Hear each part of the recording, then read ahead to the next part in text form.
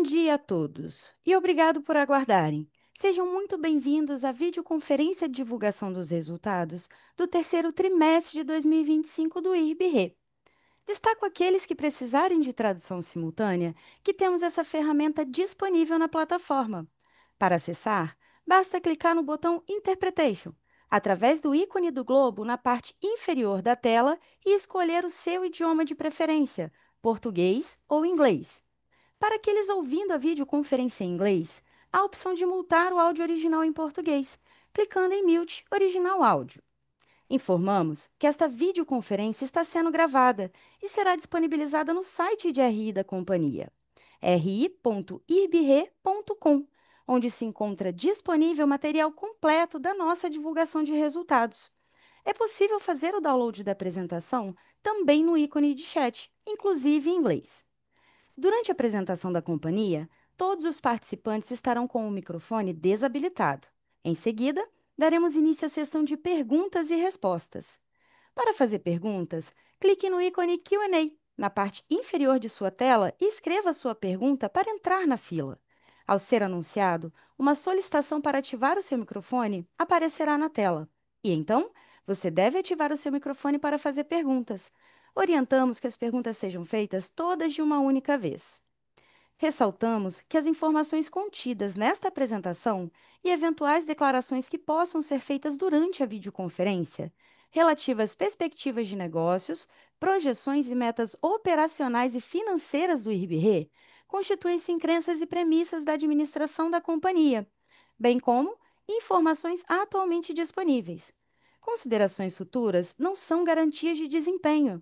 Elas envolvem riscos, incertezas e premissas, pois se refere a eventos futuros e, portanto, depende de circunstâncias que podem ou não ocorrer. Investidores devem compreender que condições econômicas gerais, condições de mercado e outros fatores operacionais podem afetar o desempenho futuro do IRB-RE e conduzir a resultados que diferem materialmente daqueles expressos em tais considerações futuras. Hoje, contamos com as presenças dos executivos da companhia: Marcos Falcão, diretor-presidente de Relações com Investidores; Daniel Castilho, vice-presidente de Resseguros; Fred Knapp, vice-presidente financeiro; o senhor Paulo Vale, diretor-geral da IRB Asset; o senhor Daniel Volpe, diretor técnico de subscrição. Passo a palavra ao senhor Marcos Falcão, presidente do IRB-RE, que iniciará a apresentação. Bom dia a todos e muito obrigado pela atenção de vocês. Continuamos apresentando indicadores de desempenho consistentes, tanto no resultado de subscrição quanto no resultado financeiro. Neste trimestre, registramos lucro líquido de R$ 99 milhões. Com isso, zeramos a linha de prejuízos acumulados, atingindo 61 milhões de lucros acumulados. Quando comparamos o terceiro TRI de 25 com o terceiro TRI de 24, temos queda de prêmio retido, de resultado de subscrição e de lucro líquido. Mas isso não significa que a tendência que vínhamos seguindo perdeu tração. Agradeço a oportunidade desta conversa com vocês e, para destacarmos alguns pontos, o saneamento da carteira de vida é o primeiro deles. Observe que o prêmio retido de vida cai 80% comparando terceiro TRI de 25 contra terceiro TRI de 24. Mas o resultado de subscrição e o lucro líquido dessa carteira ficaram positivos, o que não observávamos há tempos. A carteira de P&C foi impactada pela queda na linha de riscos especiais, que preponderantemente é composta de oil and gas, onde temos algumas contas que não têm vigência anual e cuja renovação se dará posteriormente. Lembro que o nosso negócio é volátil e também estamos sujeitos às oscilações entre os trimestres. Por isso que preferimos comparar o resultado dos últimos 12 meses. No terceiro TRI de 24, saímos de um lucro líquido de 116 milhões, que foi impactado pela venda do terreno vizinho à nossa ex-sede. Sendo assim, se isolarmos esse efeito no terceiro TRI de 24, teremos ainda um crescimento de lucro de 20% comparado aos 99 milhões observados no TRI de 25. Passando ao próximo slide, olhamos os comparativos, levando em conta agora os últimos 12 meses, né, que chamamos de LTM. Novamente, verificamos que a performance do segmento de vida se comporta da mesma maneira. Prêmio retido cai 75%, com consequente melhora no resultado de subscrição e lucro líquido. Quando olhamos a linha de P&C nos últimos 12 meses, temos um filme diferente. O prêmio retido aumenta, seguindo de crescimento no resultado de subscrição e no lucro líquido desse negócio. No consolidado, apesar do prêmio total impactado pela carteira de vida ainda apresentar queda, vemos evolução dentro do nosso planejamento, no resultado de subscrição e no lucro. Aos poucos, esses efeitos bruscos do turnaround vão ficando para trás e a compreensão da evolução do IRB vai ficando mais simples e mais clara de se acompanhar. No próximo slide, falamos de alguns destaques de nossos indicadores.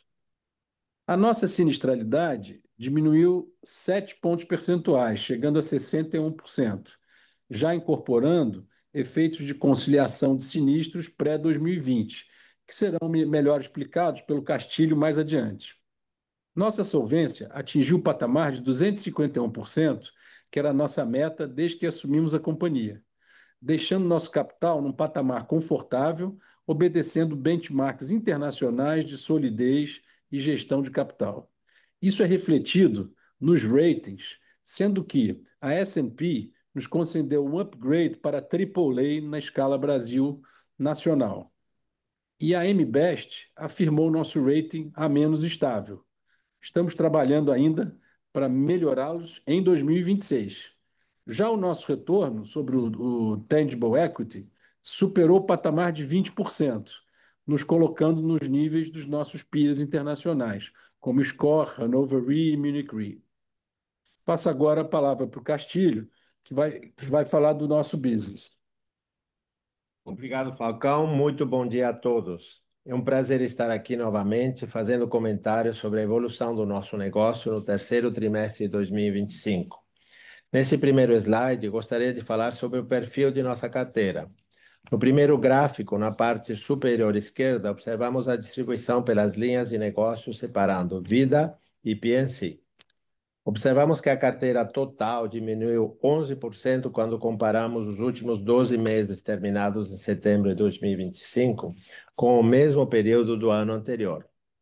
Esta redução de prêmio retido é totalmente justificada pela queda no negócio de vida de 75%, queda essa decorrente do cancelamento de uma grande conta que decidimos não renovar por não ser rentável.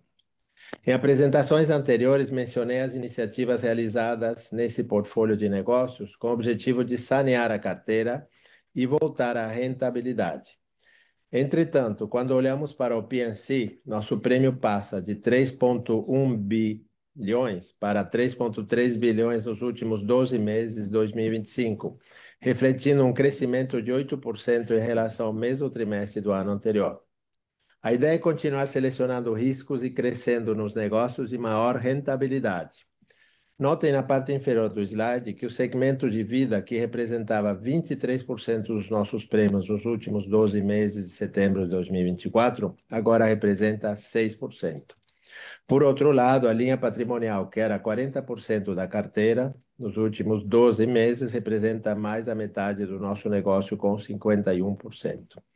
Sob a ótica da diversificação geográfica, no gráfico superior direito, podemos observar que nosso objetivo de crescimento internacional, sempre com rentabilidade, está se realizando. Crescemos no mercado da América Latina em 22% e no mercado internacional, resto do mundo, em 39%. O Brasil continua sendo o nosso negócio principal e sempre será. Apesar da queda de 24%, que é explicada pela redução na linha de vida, o Brasil é o mercado que mais conhecemos, onde falamos a língua, conhecemos os riscos, o sistema legal e ainda com muitas oportunidades de penetração do seguro. No acumulado dos últimos 12 meses, Brasil representa 65% do nosso prêmio retido. A América Latina responde por 14% de participação. Sobre o segmento de vida, gostaria de anunciar que temos novidades para 2026. Contratamos um diretor de vida que iniciou neste mês e que será responsável pelo desenvolvimento desse segmento. O Ricardo Siquieri é um profissional com 13 anos de experiência no mercado internacional de vida e saúde, brasileiro, recém-chegado da Alemanha, vai montar uma equipe que desenhará produtos, participará com os seguradores na comercialização e rentabilização da linha. Seu desafio será de viabilizar as nossas sedentes, a modelagem de novos produtos de proteção, capital de risco para novas iniciativas, além da ampliação de suas capacidades e a transferência de riscos. Atualmente, cerca de 82% da população brasileira não conta com a proteção financeira e seguros de vida. Estamos determinados a mudar esse cenário e otimistas com o papel protagonista que o IRB continuará exercendo nessa próxima importante agenda para o país. No próximo slide, analisamos em mais detalhe a evolução do negócio de vida, que passou pela limpeza de carteira já mencionada. Notem a redução do prêmio retido, resultado da limpeza do portfólio, e essa redução foi mais acentuada na carteira doméstica. Na parte inferior esquerda, podemos verificar o efeito positivo dessa limpeza. O prêmio retido se reduz e o efeito imediato é o de aumento de lucratividade. O resultado da subscrição aparece claramente no quadro direito, já menos perdas na visão trimestre a trimestre, mostrando a tendência positiva na visão 12 meses. O índice combinado no quadro abaixo aparece mais volátil devido à redução de prêmio, mas aponta para um portfólio mais saneado. No próximo slide, verificamos a linha P&C, aberta entre doméstico e internacional. Notem o aumento do prêmio na carteira internacional, aumento esperado devido às renovações da América Latina concentradas no 1º de julho.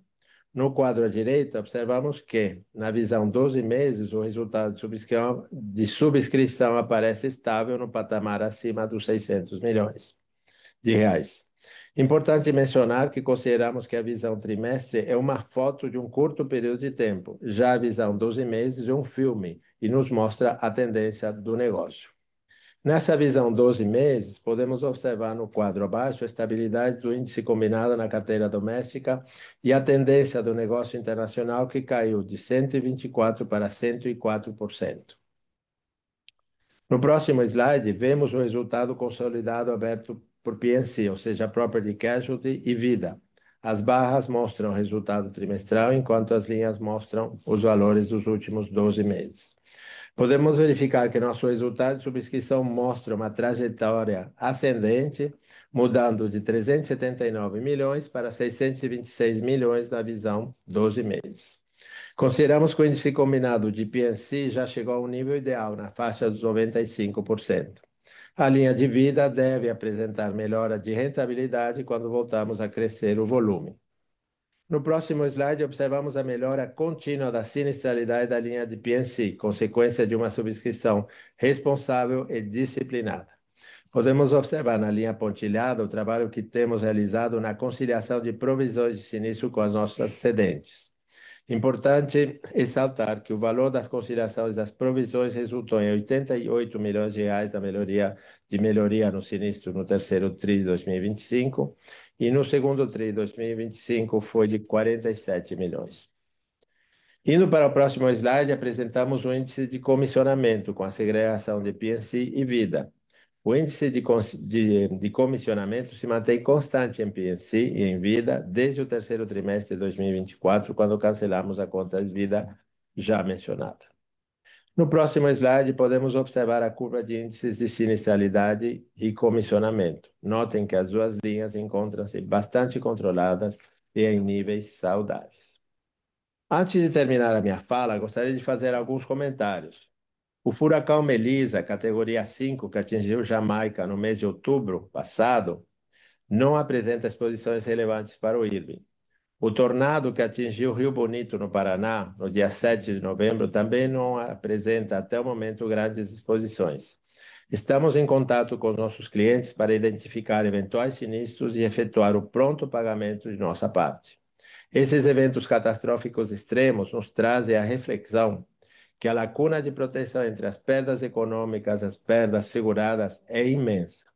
Como resseguradores e seguradores, além do pronto pagamento do sinistro, temos a responsabilidade de criar produtos para melhor proteger a sociedade, e se pensarmos assim, são muitas as oportunidades. E falando em oportunidades, pensem se o seguro de responsabilidade civil de automóveis fosse obrigatório, como é nos Estados Unidos e na Europa, as oportunidades de negócio seriam enormes e a sociedade estaria muito melhor protegida. Além da análise de produtos para melhor proteção decorrente de eventos climáticos, continuamos no IRB com várias iniciativas como análise e exposições de cyber, os riscos individuais, as exposições desses riscos acumulados, sua precificação e melhores formas de cobertura. Finalmente, gostaria de comentar sobre a possibilidade de um possível abrandamento das condições do mercado, chamado soft market. O soft market acontece tipicamente quando não há grandes eventos catastróficos no mundo. Passamos 2025 sem grandes eventos climáticos. Os incêndios da Califórnia, apesar de severos, mudaram o ponteiro apenas nos Estados Unidos. A falta de eventos catastróficos que mexem no ponteiro, os resultados positivos de forma geral no mercado internacional, aumenta o apetite dos resseguradores, aumenta a capacidade, surgem novos produtos financeiros, baixam os preços e se abrandam as condições de cobertura. Nós, no IRB, não nos deixamos contaminar por essa euforia. O antídoto que utilizamos é o da disciplina e disciplina de subscrição, tanto na precificação como nos termos e condições. Temos como objetivo, além da disciplina, aumentar nossa eficiência operacional, otimizando custos de retrocessão e despesas administrativas. Passo agora a palavra ao Daniel Volpe, nosso diretor técnico responsável pela precificação de negócios e retrocessões. Volpe vai compartilhar nossa estratégia de retrocessão. Obrigado, Castilho. Muito bom dia a todos. Gostaria de falar sobre a renovação dos contratos de proteção dos riscos retidos pelo IRB. Conforme mencionamos em teleconferências anteriores, a despesa de retrocessão do IRB é dividida em dois grandes grupos. O primeiro corresponde a 80% da despesa dos últimos 12 meses, refere-se às retrocessões firmadas com parceiros estratégicos. Nessas operações, o IRB retém parte do risco e retrocede o restante, geralmente para grupos no exterior, mediante o pagamento de um FII. O segundo grupo representa 20% da despesa nos últimos 12 meses. Diz respeito à proteção dos riscos efetivamente retidos pelo IRB. Essa operação tem como objetivo proteger o patrimônio e o resultado da companhia contra sinistros relevantes, sejam eles decorrentes de um único risco, como foi o caso da Cosan que tivemos no início do ano, ou de eventos, como o ocorrido no Rio Grande do Sul no ano passado. Com a melhora na qualidade e na rentabilidade da subscrição, aliada ao aumento dos índices de solvência, estamos confiantes em reter um volume maior de sinistros de média severidade.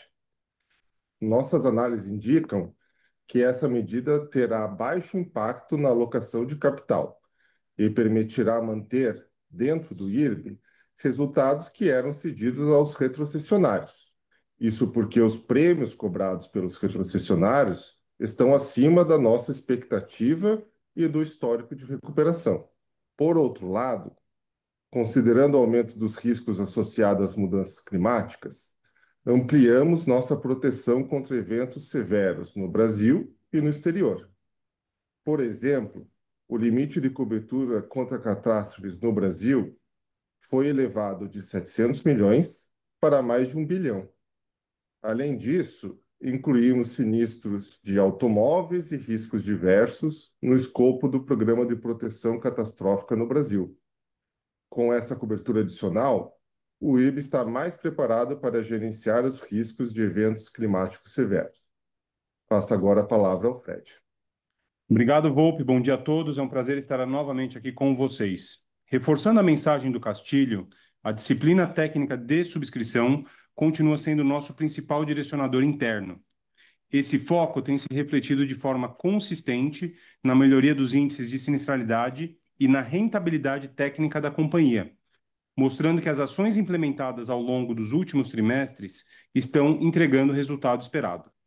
No campo operacional, seguimos firmes na busca por mais eficiência e modernização dos nossos processos. Além do projeto de mapeamento de processos que já havíamos comentado no call anterior, concluímos neste trimestre a contratação da nova plataforma de ERP, o SAP S/4HANA, e agora iniciaremos a sua implementação. Esse é um passo importante na transformação digital do IRB.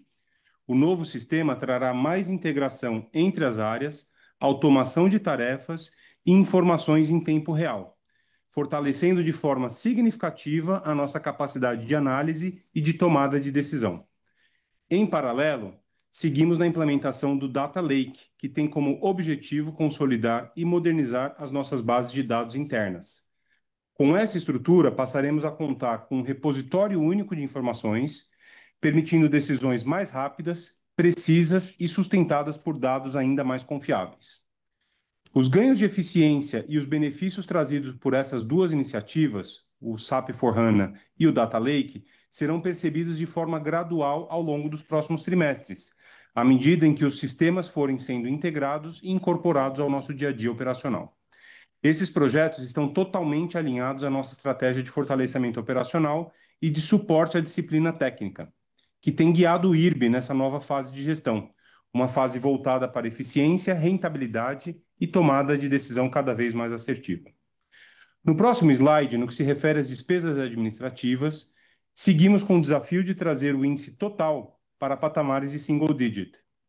Nesse slide, para garantir uma leitura mais precisa, continuamos apresentando o indicador em base de 12 meses acumulados, eliminando assim os efeitos sazonais e pontuais.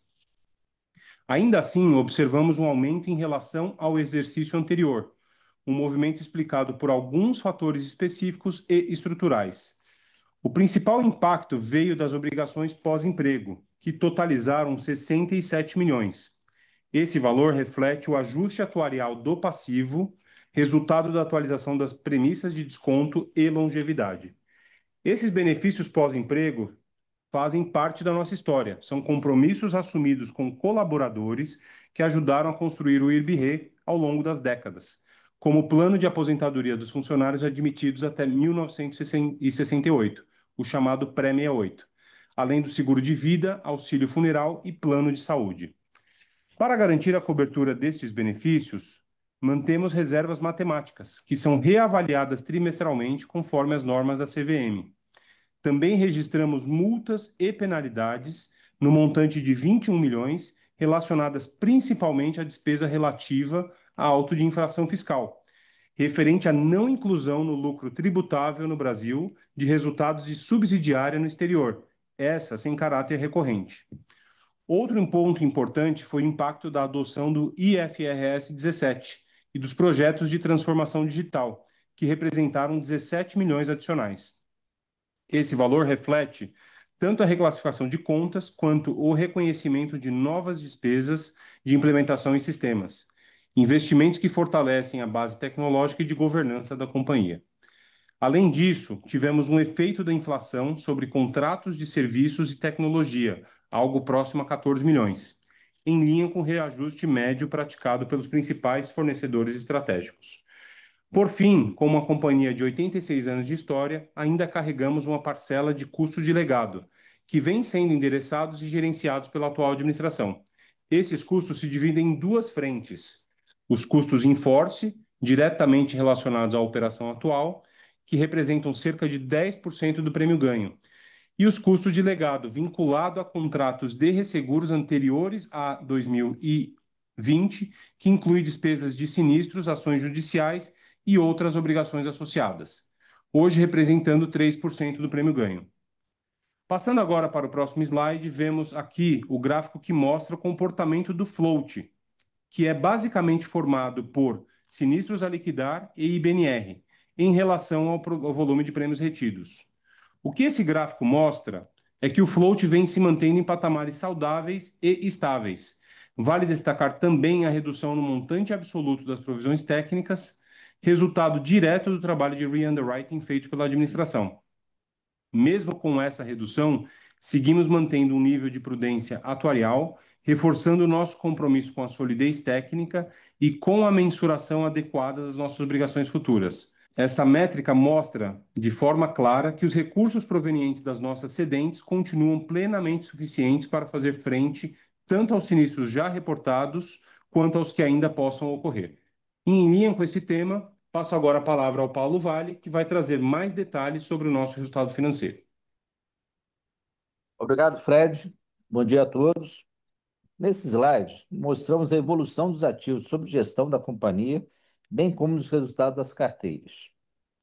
A partir desse trimestre, passaremos a apresentar esses dados em relação aos últimos 12 meses, a fim de equalizar a forma com toda a apresentação. Fechamos o terceiro trimestre de 2025 com 8,9 bi sob gestão, sendo 60% onshore, em reais, e 40% offshore, em diversas moedas, para a cobertura dos passivos operacionais. Neste trimestre, tivemos o maior resultado da série de receita financeira com as carteiras de investimento, conforme vemos no gráfico de barras na parte central do slide, atingindo 652 milhões na visão de últimos 12 meses. Esse valor corresponde às duas primeiras linhas da tabela inferior do slide, onde entram ainda a variação cambial, outros resultados e despesas financeiras para o cálculo do resultado financeiro e patrimonial de 668 milhões.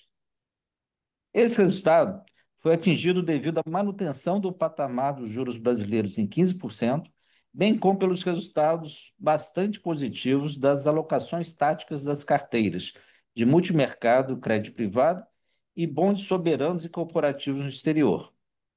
Além disso, passamos o trimestre com uma alocação maior em renda variável, onde obtivemos também resultado positivo. Mais uma vez, pesou negativamente no resultado o carrego em relação ao CDI das posições ativas e inflação, principalmente do legado. No próximo slide, mostramos a composição e o resultado dos investimentos por classe de ativos, bem como a composição da carteira onshore e offshore do que chamamos de legado, papéis comprados no passado com taxas de juros historicamente muito baixas. Observamos que a carteira onshore rendeu em sua totalidade 94,2% do CDI nos últimos 12 meses, e a offshore rendeu 106,5% dos Fed Funds no mesmo período. Do lado direito, conseguimos perceber a renovação da carteira, com os papéis do legado tendo cada vez menos relevância no resultado ao longo do tempo. Esse processo continuará impactando positivamente em 2026 e será encerrado em 2028, devendo a nossa rentabilidade da carteira onshore se aproximar ou superar o custo de oportunidade. Cabe mencionar que neste mês de novembro estamos liquidando a nossa posição do Globo 2026. Vale citar que, apesar do cenário de queda de taxas de juros, tanto aqui quanto no exterior, nos próximos anos, muito provavelmente, conseguiremos manter o resultado financeiro da companhia em valores próximos aos atuais, considerando que os mercados futuros de juros mostram que os patamares ainda permanecerão elevados e que a renovação da carteira descrita anteriormente aumentará a nossa rentabilidade. Agora, passo a palavra para o Marcos Falcão. Obrigado, Paulinho. Nesse trimestre, eu vou apresentar os indicadores regulatórios, porque a Duda está representando o IRB na COP30 em Belém do Pará. Ela estará no painel Reflexo do Clima no Setor de Seguros, um tema de extrema importância para nós. No primeiro slide, portanto, vemos que nosso indicador de solvência regulatória vem crescendo ainda mais aceleradamente esse ano, atingindo o índice de 251%, o que nos coloca num patamar de solvência similar ao das maiores resseguradoras internacionais. A suficiência do patrimônio líquido ajustado em relação ao capital mínimo requerido é hoje de 1,5 bi, conforme o gráfico inferior esquerdo. O resultado se deve, tal como vemos no gráfico inferior à direita, a um aumento substancial do nosso patrimônio líquido ajustado e sem aumento do capital mínimo requerido de um ano para cá, como fruto da gestão do nosso capital, tanto na área financeira quanto na área de subscrição. Já no próximo slide, vamos olhar o segundo indicador regulatório, que avalia, de acordo com a SUSEP, a liquidez da nossa carteira. segundo o montante dos ativos qualificados como garantidores para fazer frente aos nossos compromissos atuariais. O indicador de cobertura de provisões técnicas encerrou setembro de 25 com suficiência de 539 milhões, um excesso de 8,1% da necessidade de cobertura.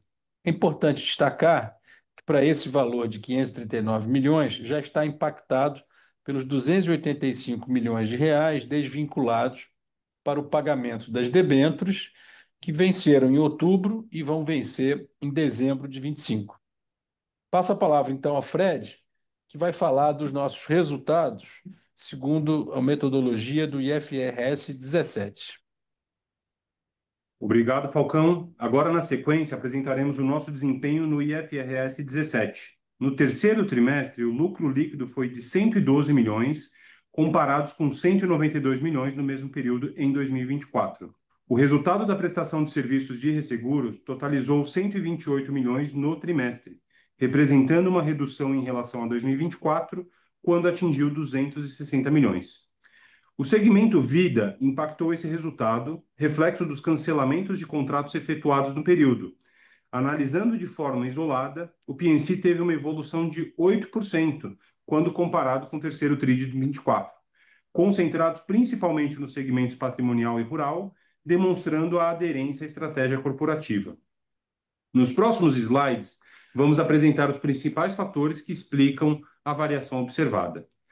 Na parte superior, observa-se a movimentação da CSM, ou margem contratual de seguros, no terceiro trimestre, onde iniciamos o período com 744 milhões e encerramos com 792 milhões. Essa variação foi influenciada principalmente por ajustes positivos de 189 milhões na CSM, esses vinculados a atualizações das projeções atuariais de sinistralidade, a entrada de 122 milhões de novos negócios e pela amortização natural da CSM em 275 milhões, concentradas principalmente no segmento patrimonial e em linha com o padrão de prestação de serviços. A amortização da CSM totalizou 275 milhões, representando uma redução de 11% em comparação com 24, onde houve um reconhecimento mais acelerado nos segmentos de vida e rural. Efeito esse que não se repetiu em 2025. Por outro lado, a CSM oriunda de novos negócios totalizou 122 milhões no trimestre, representando um crescimento de 139% quando comparamos aos 51 milhões auferidos em 24, com destaque para o segmento de patrimonial e redução da sinistralidade esperada das carteiras. No último slide, destacamos o efeito das taxas de desconto aplicada aos ativos e passivos dos contratos de resseguros e retrocessão. Observamos que o efeito da taxa de desconto no trimestre se manteve em linha, com uma variação de apenas 5% em relação ao período anterior. Quando verificamos o período de 9 meses, observamos uma despesa de 513 milhões em 2025, essa 244% maior do que no mesmo período de 24, e essa variação é explicada pela redução das taxas futuras projetadas sobre os fluxos de caixa descontados, como poderemos observar os gráficos do lado direito da apresentação, gerando uma despesa financeira relevante no período. Agradeço mais uma vez pela presença de todos e agora passo a palavra novamente ao Falcão. Obrigado, Fred. Antes das considerações finais, quero ressaltar dois fatos.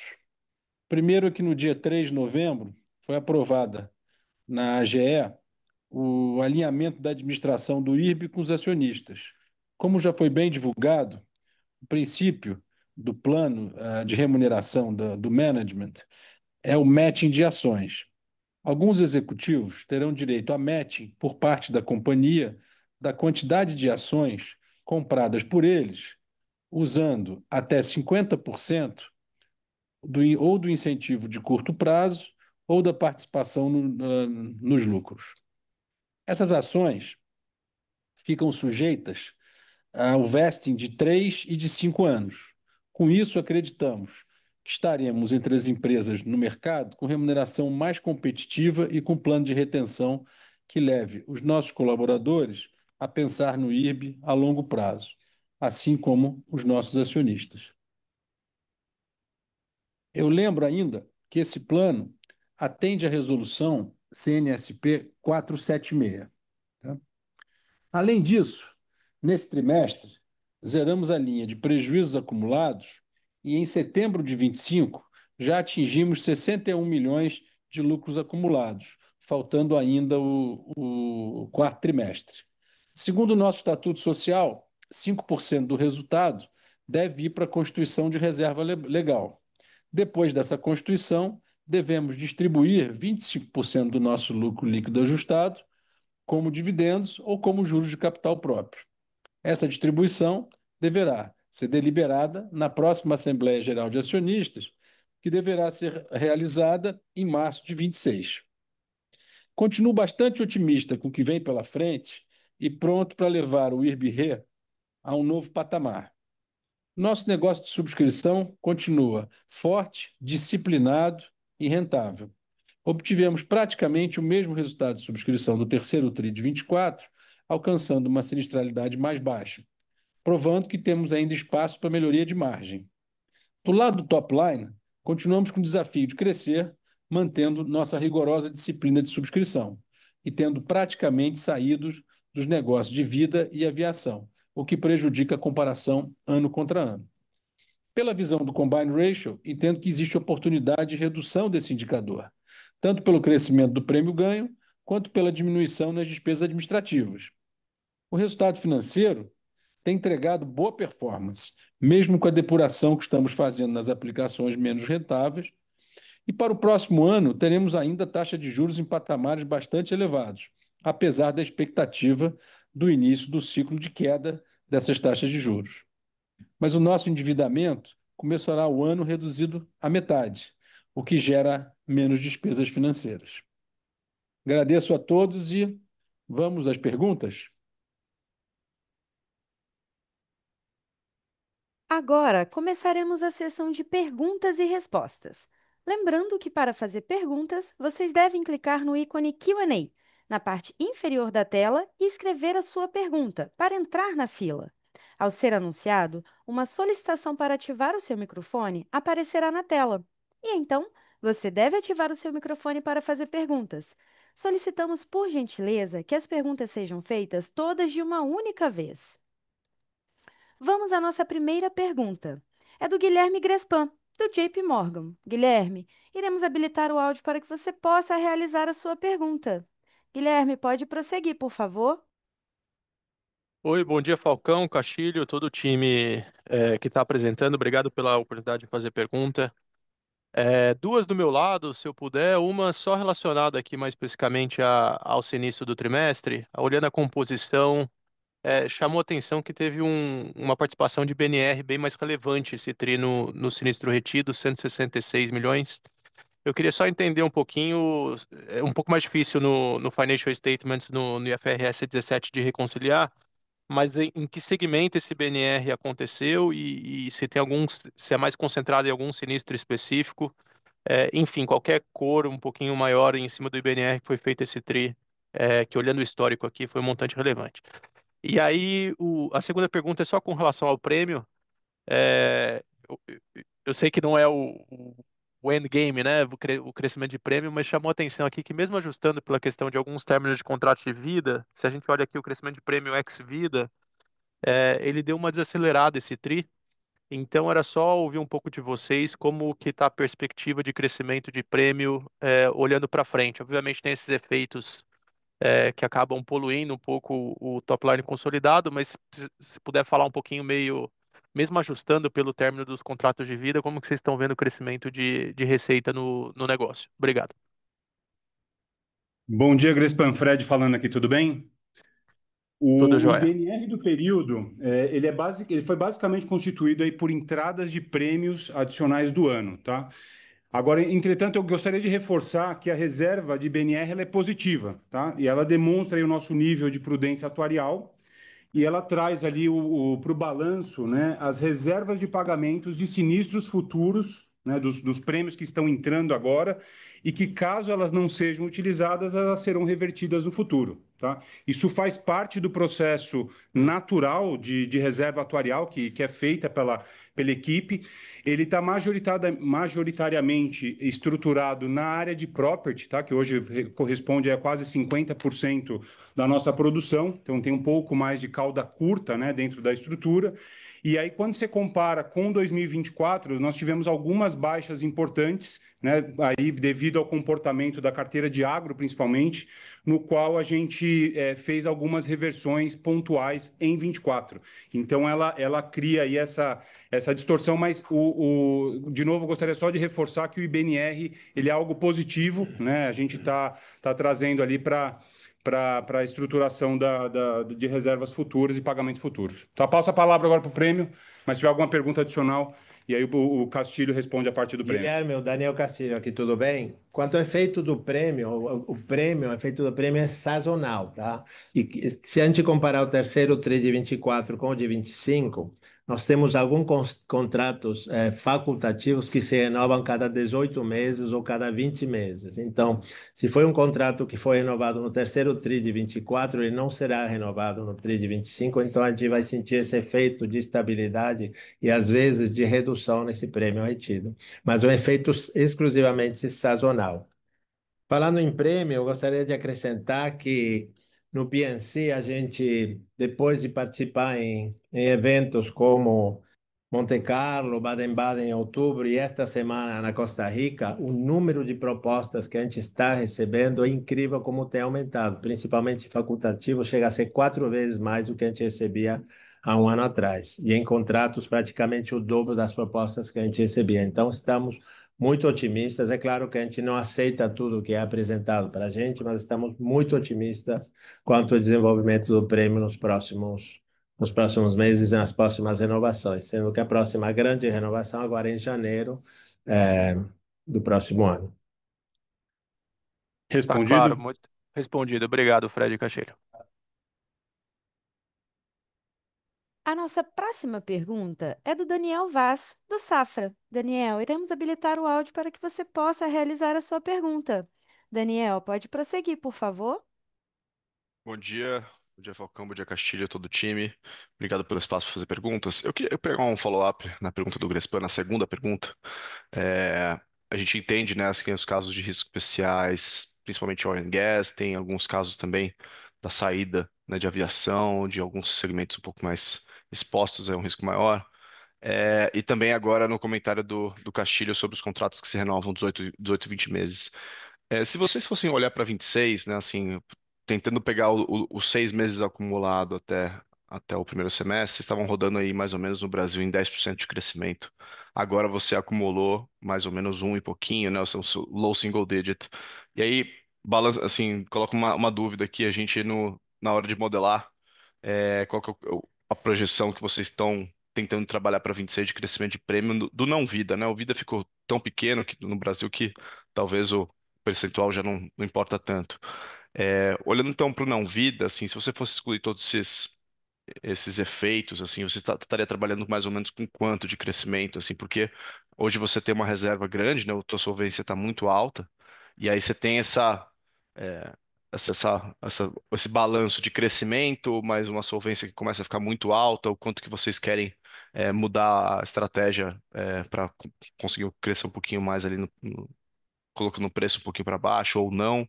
Então, tentar pegar um pouco do patamar que vocês estão olhando para o ano que vem, como se fosse olhar para um crescimento de prêmio ajustado aqui, o retido ou o ganho, o que vocês preferirem falar. Então, tentar excluir esses efeitos e trabalhar num patamar mais recorrente para ajudar a gente aqui a projetar. Obrigado. Obrigado pela tua pergunta. Obrigado pela tua pergunta, Daniel. Você falou bem, aeronáuticos e vida, a gente praticamente zerou aeronáutico, que era uma carteira que a gente não queria ter porque não era nada rentável, e reduzimos o nosso vida de 23% para 6% se comparar com o anterior. Que quer dizer que a gente tem grandes expectativas agora com a reestruturação da nossa área de vida. Acabamos de contratar um novo diretor, como falamos alguns minutos atrás, que traz toda a experiência internacional na criação de novos produtos, e nós acreditamos que a partir de agora não vamos ver o efeito imediato em 2 ou 3 meses, mas eu acho que no decorrer do ano a gente vai ver esse efeito de somar muito na área de vida e na área de saúde. No que diz respeito ao PNC, eu estou muito otimista porque a gente começou a visitar o mercado muito agressivamente desde o ano passado. O ano passado mapeamos oportunidades. Esse ano nós tivemos várias reuniões face-to-face com clientes, tanto em Monte Carlo em setembro, como em Baden-Baden agora em outubro. Esta semana voltamos de Costa Rica e era incrível como enquanto a gente fazia as reuniões lá, as propostas apareciam aqui no IRB. A gente está acreditando que deve praticamente quadriplicar o nosso número de propostas. E é claro que algumas a gente não vai poder fazer nada e outras a gente vai fazer as contas e se forem rentáveis, é claro que nós vamos entrar. Então, eu estou muito otimista. Eu acho que a renovação de janeiro, como vocês sabem, praticamente 60% dos nossos negócios se renovam em janeiro.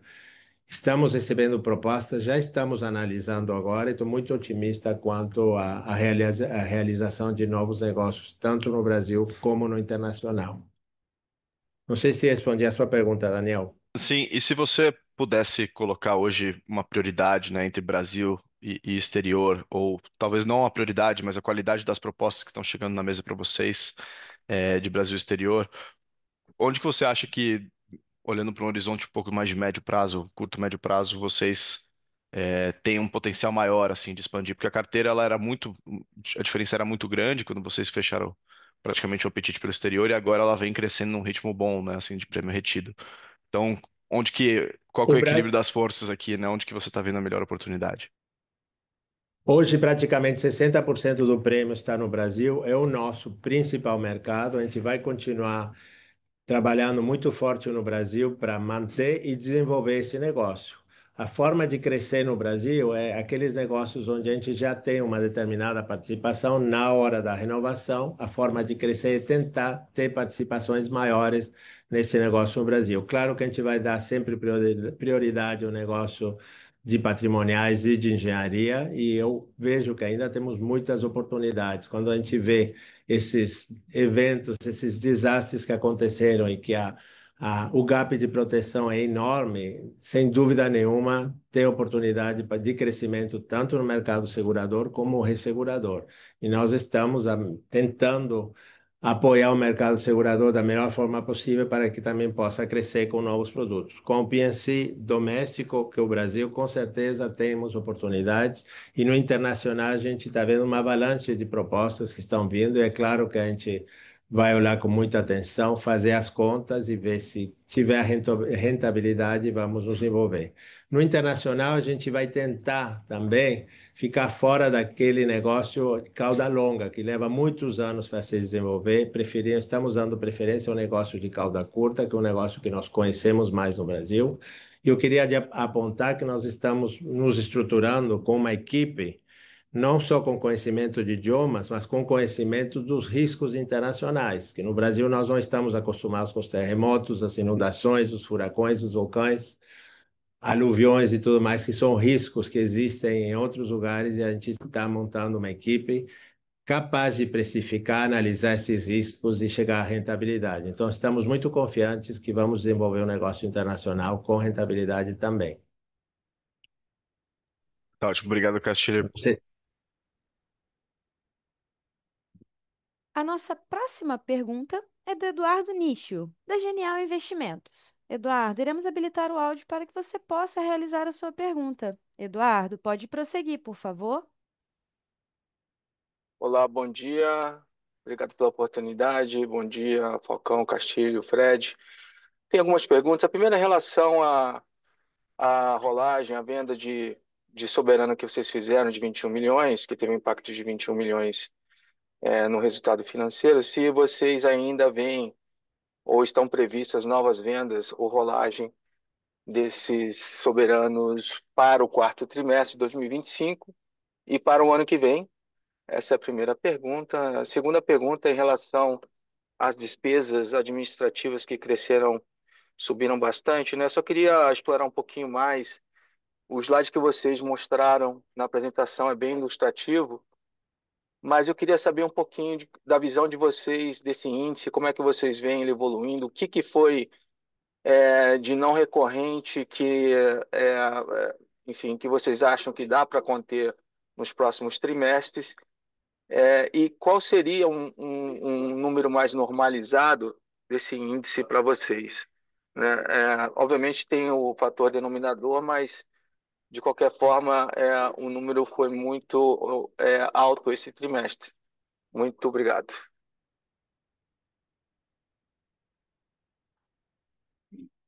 Oi, Eduardo, aqui é Paulo Vale falando. Obrigado pela pergunta. Conforme você mencionou, né, foi anunciado no início do ano a nossa ideia de fazer a rolagem antecipada de parte do legado, que são aqueles títulos comprados no passado com uma taxa historicamente muito baixa. Então, a gente anunciou que no início do ano que íamos fazer em 10 meses uma rolagem antecipada, tendo um impacto de 7 milhões por ano, que finalizaria, 7 milhões por mês, desculpa, finalizaria agora em novembro, né? Então, a gente está finalizando esse processo.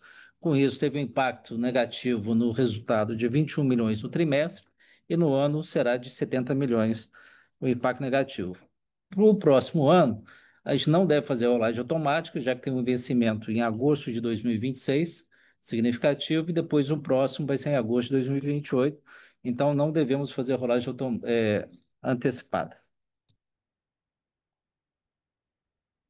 Eduardo, aqui Fred falando novamente, tudo bem? Alguns pontos referentes a DA, né? Acho que você colocou aí bem o que seria o nosso índice normalizado, tá? Eu até comentei um pouco no call, a gente busca aí os single digits, tá? Esse é o primeiro ponto que eu gostaria de reforçar. A gente está trabalhando aqui para essa busca de eficiência e estruturação, mas isso, né, uma vez que a gente tem ali o denominador e numerador ali estruturado, esse é o nosso objetivo como empresa. É importante a gente ver a foto também, né? A foto e o filme, isso também a gente traz, né? A gente teve alguns itens pontuais aí. O pós-emprego, ele é uma reserva, né? Então ele pode ter essa volatilidade. A gente teve essa volatilidade no ano passado, no qual ela ficou negativa. Então, mas quando a gente olha essa provisão, ela tem aí esse contexto, esse conceito. Agora, a gente teve alguns itens pontuais ali de multas, né? Que a gente não tinha oferido multa no aquela rentabilidade no exterior, então ela teve um efeito aqui também, mas a gente vem buscando essa eficiência, tá? Então, só para tentar demonstrar para vocês que o nosso objetivo é que o índice de DA, né, a gente tenha essa busca aí que o Castilho comentou por crescimento de prêmio, e aí ela deveria aí anular no futuro essa DA para chegar em single digits, tá?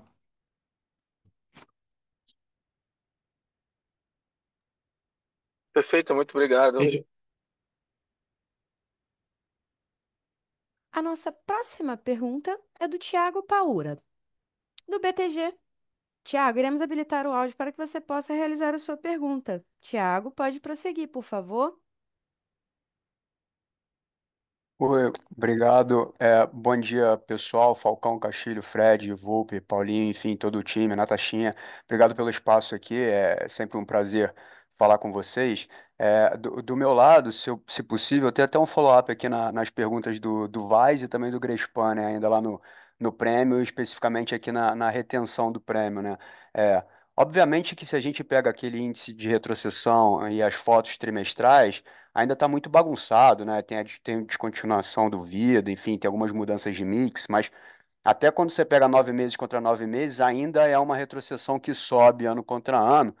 É, e dado o discurso, né, e o que vocês vêm entregando de maior qualidade de subscrição e maior apetite para reter esse prêmio, a gente já espera, ou já esperaria ver um pouquinho de mais retenção dentro do balanço do IRB, né? Aí, obviamente, vocês até divulgaram que tem uma renovação importante agora em outubro, que tem as sazonalidades das renovações específicas, mas duas perguntas aqui. Quando que a gente já consegue ver essa retenção aumentando, né? E qual que é o apetite, assim, se você for pensar num nível de retrocessão ótimo, né, que vocês pensam para frente, vis-à-vis também as expectativas que vocês têm de crescimento de top line, o que seria um percentual que daria para a gente assumir aqui? Obrigado.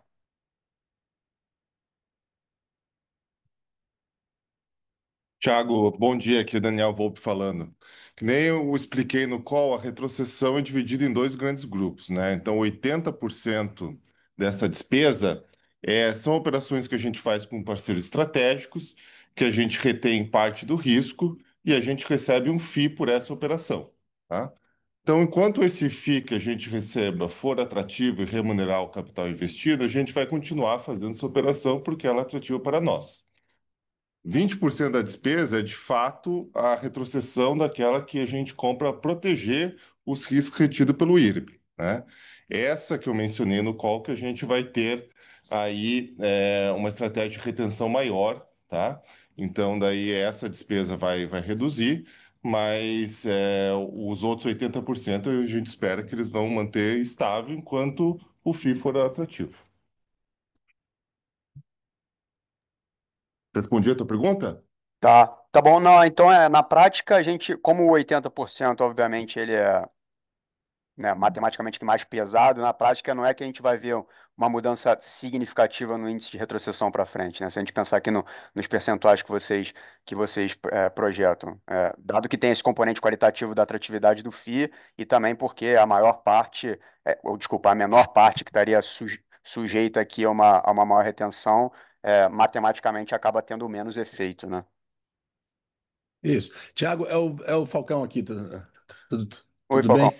Obrigado, obrigado aí pela pergunta. A forma que eu olho para isso, da Retro, é que realmente não impacta esse índice de retenção de uma forma significativa, pelo que exatamente que você falou.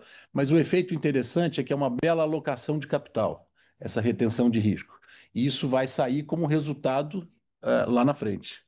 Ou seja, demora um tempinho para começar a fazer efeito, pode demorar aí 12, 18, 24 meses, mas a empresa vai ter uma alocação, um retorno sobre o capital investido maior ao longo do tempo. Esse mix que melhora. Né? E a gente vai acompanhando isso trimestre a trimestre e você vai perceber isso para frente.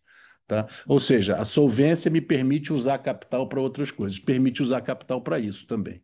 Né? E aí isso vai ser um retorno sobre capital na margem maior do que o retorno sobre capital que a companhia tem hoje. Essa é a nossa. Ou seja, é super accretive no lucro, indo para frente, tá? Tá ótimo, Falcão. Obrigado. Obrigado, Volpe. Ah, Finalizadas as perguntas ao vivo, volto a palavra ao senhor Marcos Falcão para responder as demais dúvidas enviadas via chat. Gente, primeiro, obrigado aí pelas perguntas todas e pelo interesse. Como de hábito, a gente teve algumas perguntas individuais, a gente tem uma lista de perguntas aqui que a gente recebe por mensagem, que eu vou tentar cobrir o máximo possível aqui, de uma forma de agregar essas perguntas.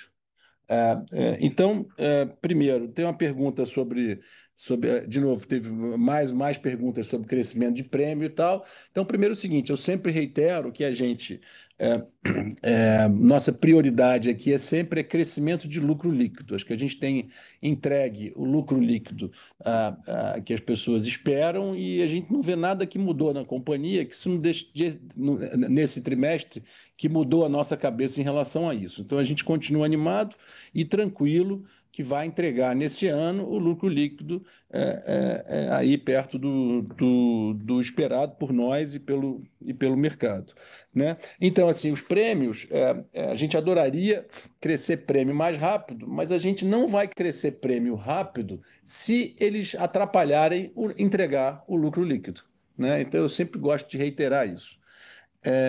Depois, eu acho que tem uma pergunta aqui sobre dividendos, que eu acho que é super, super importante. Então, como vocês viram, a gente, nesse trimestre, agora começou a acumular lucro, coisa que não acontecia há muito tempo. Vencemos todo o estoque de prejuízo acumulado e já começou a acumular, e já tem 61 milhões acumulados. Nesse quarto TRI vai ter mais acumulado. Então a gente tem hoje, no estatuto, né, sem precisar ter nenhuma deliberação extraordinária, que a gente tem que pagar 25% de dividendos.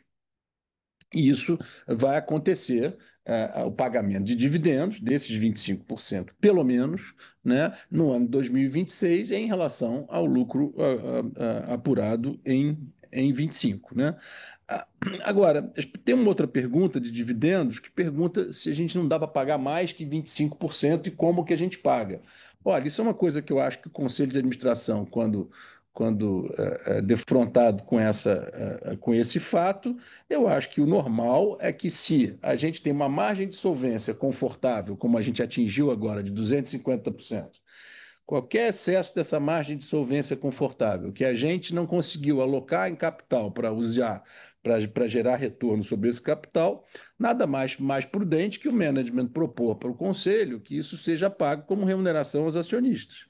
Obviamente, pode ser pago uma vez por ano, pode ser pago trimestralmente. Eu acho que isso tudo é um assunto de conversas que já começaram com o Conselho, mas não tem nenhuma deliberação sobre isso, né? Então, isso é a parte de dividendos. Uma outra pergunta que tem uma pergunta sobre aquisições, sobre DA. Eu queria misturar as duas. Eu acho que esse efeito da DA, que o Fred explicou bem, realmente é muito indesejável esse nível de DA sobre prêmio que a gente tem hoje. A gente não tem nenhum orgulho disso e nenhum conforto com isso. A gente está ativamente tomando várias medidas que vão ter efeito sobre isso ao longo do tempo.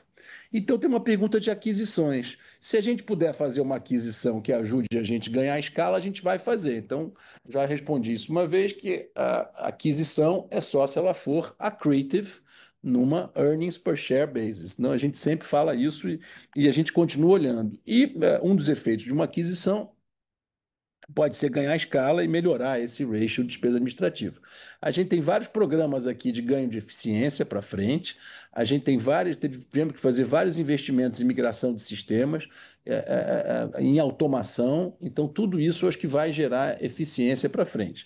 A gente tem também, como o Fred mostrou bem naquele slide que ele apresentou no call, um percentual que é ligado ao legado, né? E esse legado vai caducando. A gente tem uma atuação proativa e a gente tem que ir cortando essas despesas para frente. Então, eu acho, talvez, em termos de despesa sob prêmio, a gente está no pior momento que eu enxergo. Então, eu acho que daqui para frente, né, a minha expectativa é que a gente melhore esse ratio, né? Então, eu acho que isso é importante. Uma outra coisa que perguntaram aqui é do IR. Realmente, a alíquota de IR comparada do Brasil com o exterior, a nossa é muito alta no Brasil. A gente tem 25% de lucro líquido e 15% de CSLL. Agora, nós temos o crédito tributário. Então, se vocês olharem, na realidade, os nossos ganhos de geração de caixa, que é o efeito que o crédito tributário dá, lembrando, com o crédito tributário, eu uso 30% do cheque que eu tenho que pagar de imposto, eu pago com o crédito tributário. Então, isso fica no caixa. Então, a nossa geração de caixa é que daria a compensação dessa alíquota mais alta. Então, eu gero caixa como se menor a minha alíquota fosse. Mas no resultado do DRE, ela continua refletindo essa alíquota. E por fim, tem uma pergunta sobre Andrina, LRS. A gente, esse ano, não pretende emitir nada. A gente, como disse, emitiu esse ano para testar os dutos, e agora a gente está fazendo alguns ajustes nos dutos depois do teste, e a gente, com calma, retoma essas emissões, provavelmente no primeiro tri do ano que vem. Eu acho que, com isso, o último ponto que faltou aqui é do alinhamento com o management, do management com os acionistas. Então, a gente vai colocar esse programa em vigor agora, né? Ele tem aí um processo formal disso, né? O programa se inicia com um pedaço pequeno esse ano, e ele vai ser mais impactado na hora da gente pagar o incentivo de curto prazo relativo a esse ano, e o PLR relativo a esse ano, que deve ser quando a gente fechar os números e fechar o balanço auditado no primeiro tri do ano que vem. Eu acho que com isso eu encerro, agradeço a todos e reitero que nós estamos muito tranquilos, olhando para frente, com a nossa gestão, cientes dos nossos desafios, mas muito animados, o time cada vez mais afiado, e reitero que nesse semestre nada aconteceu que mudasse essa nossa visão, tá? Muito obrigado e um bom fim de semana a todos. A videoconferência de resultados referente ao terceiro trimestre de 2025 do IRB-RE está encerrada. O Departamento de Relações com Investidores está à disposição para responder as demais dúvidas e questões. Muito obrigado aos participantes e tenham um bom dia.